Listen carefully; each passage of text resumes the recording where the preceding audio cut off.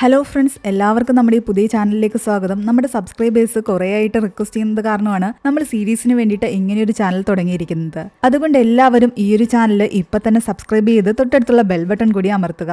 എന്നാൽ മാത്രമേ നിങ്ങൾക്ക് ഓരോ ദിവസവും ഞാൻ അപ്ലോഡ് ചെയ്യുന്ന സീരീസുകളുടെ ഓരോ എപ്പിസോഡായിട്ട് കാണാൻ പറ്റൂ.